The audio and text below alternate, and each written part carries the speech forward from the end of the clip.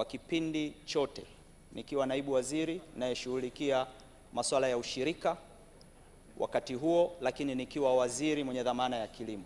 Namshukuru kwa dhati kwa support ambayo amekuwa akinipa mimi na kusaidia sekta ya ushirika kuweza kusimama na kuweza kufikia hapa ilikofika. Namshukuru sana.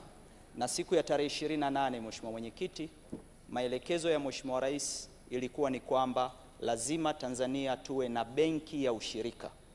Tarehe 28 mwezi huu Mheshimiwa Rais atazindua benki ya ushirika Tanzania ambayo inaanza na mtaji wa bilioni 55 na itakuwa na matawi 4 ambayo yatakuwa mkoa wa Kilimanjaro, mkoa wa Mtwara, mkoa wa Tabora na makao makuu Dodoma. Na tayari benki hiyo imeshaanza pale ambapo lilikuwa jengo la ushirika. Mpaka kufika mwisho wa mwaka huu tunaamini kwamba benki hii itakuwa na matawi 8 na mawakala 36. Lakini vile vile vyama vyote vikuu vya ushirika, Mheshimiwa Mwenyekiti, vitakuwa ni mawakala wa benki ya ushirika ambao watafanya kazi ya kufungua akaunti za wakulima, lakini vile vile deposit na withdraw. Na lakini benki hii, Mheshimiwa Mwenyekiti, kwa maelekezo ya Mheshimiwa Rais, itakuwa ina dirisha maalum la guarantee scheme na equity fund kwa ajili ya kuweza kuwasaidia wakulima na waweze kuwekeza kwa muda mrefu. Mheshimiwa Mwenyekiti, jambo jingine ambalo nitaka niseme, nitumie nafasi hii kumshukuru sana Mheshimiwa Rais. Namshukuru kwa dhati kwa sababu Mheshimiwa Mwenyekiti, unaweza ukawa na ilani, unaweza ukawa na mipango, lakini pale ambapo kunakuwa hakuna political will kwenye ofisi kuu ya nchi, mambo mengi yanakuwa hayawezi kutokea. Namshukuru Mheshimiwa Rais.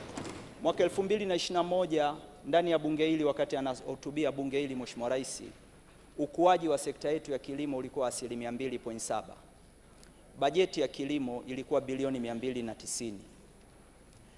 Mwaka 24-25 ukuaji wa sekta umefika 4.2 na bajeti imefika trilioni 1.2.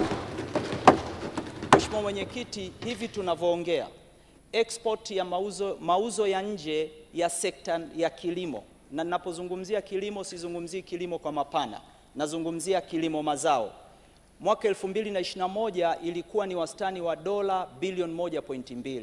Mwaka jana tumefika dola bilioni 3.5 mauzo ya nje. Mheshimiwa Mwenyekiti, wakati Mheshimiwa Rais anahutubia bunge hili, eneo la umwagiliaji ambalo limekuwa ni jambo ambalo leo ni kubwa sana, na mimi waheshimiwa wabunge ninawaelewa sana matarajio tulionayo. Hatuwezi kukaa tunalalamikia mabadiliko ya tabia nchi wakati Mwenyezi Mungu anatupatia maji tunashindwa kuyavuna. Bajeti ilikuwa ni bilioni 55. Leo bajeti yetu ni bilioni 400, lakini tunatekeleza miradi 780 ndani ya kipindi cha miaka mitatu.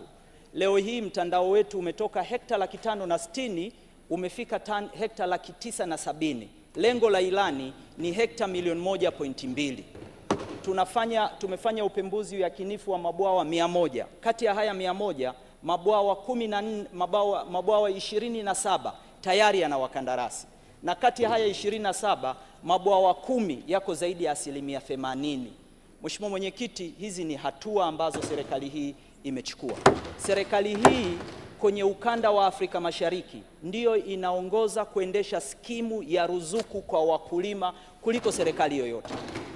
Mheshimiwa Mwenyekiti, tunatumia karibu bilioni 300 kwa ajili ya wakulima wa mazao ya kawaida, kwa maana ya mazao 13 ya chakula ambayo yanatufuatia food security. Nini matokeo yake? 21-22 uzalishaji wetu wa mahindi ulikuwa tani milioni 6. Msimu uliopita tumefika tani milioni 12. Tumekuwa ni nchi ya pili Afrika kwa uzalishaji wa mahindi. Mheshimiwa Mwenyekiti, tulikuwa tunazalisha wastani wa tani milioni 1,200,000 mpaka milioni 1,600,000 ya mchele. Sasa tuko tani milioni 3,500,000 ya mchele. Sisi ndio exporter tunaongoza katika ukanda huu wa Afrika Mashariki. Mheshimiwa Mwenyekiti, nchi hii imelia sana kuhusu mazao yanayoitwa ya biashara, kwa maana ya korosho, pamba, tumbaku, kahawa. Mheshimiwa Mwenyekiti, leo tunavyoongea sisi kama nchi, mwaka jana kwenye zao la korosho kwa wastani kwa kipindi cha miaka mitatu serikali hii imetoa ruzuku ya zaidi ya bilioni 400 kwenye zao la korosho peke yake. Kwa kipindi cha miaka mitatu tumetoka wastani wa tani 1,180,000, leo tumefika tani 5,520,000 msimu uliopita wa zao la korosho. Wastani wa bei ya mkulima kwa mara ya kwanza tumefika kuuza zaidi ya shilingi 4,200. Mheshimiwa Mwenyekiti, katika mfumo wa TMX vyama vyetu vya ushirika vimekusanya mazao na kuyauza kwa kupitia mfumo wa stakabadhi ya ghala na ushirika zaidi ya trilioni 4. Hili jambo halijawahi kufanyika katika nchi. Mheshimiwa Mwenyekiti, leo hii Tanzania sisi tulikuwa kwenye kundi linaloitwa others kwenye uzalishaji wa tumbaku. Yaani wanatajwa wa kwanza, wa pili, wa 10, tumewekwa kwenye kundi la wengineo.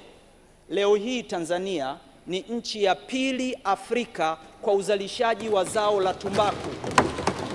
Na mauzo yetu ya tumbaku yamefika zaidi ya dola milioni 400. Mheshimiwa Mwenyekiti, zaidi ya dola milioni 400. Serikali hii inagawa ruzuku ya mbolea kwa wakulima wa kahawa, lakini miche bure. Kwa mwaka tunagawa zaidi ya miche milioni 22 kwa wakulima wa kahawa bure, na ndani ya bunge humu wamo waheshimiwa wabunge ambao ni wakulima wa kahawa. Bei ya kahawa, Mheshimiwa Mwenyekiti, kwa upande wa Kagera ilikuwa inanunuliwa kwa shilingi 700 mpaka shilingi 1,100. Msimu uliopita kahawa imefika zaidi ya shilingi 5,000 kwa wakulima katika mikoa ya Kagera.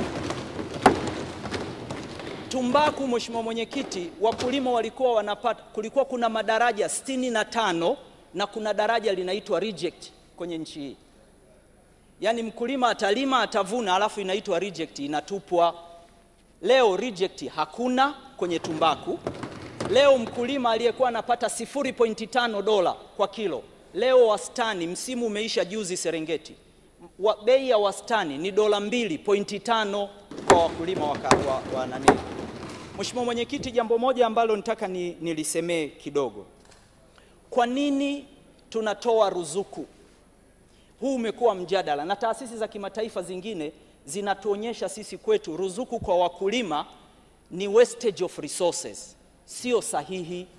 Ruzuku kwa wakulima ni njia mojawapo ya stabilization, kupunguza gharama ya uzalishaji. Lakini la pili, Mheshimiwa Mwenyekiti, kama ambavyo serikali inatoa ruzuku kujenga daraja, kutoa fedha kwenye kodi kujenga barabara, ni sawasawa na kumsaidia, ni sehemu ya facilitation kwenye shughuli za uzalishaji.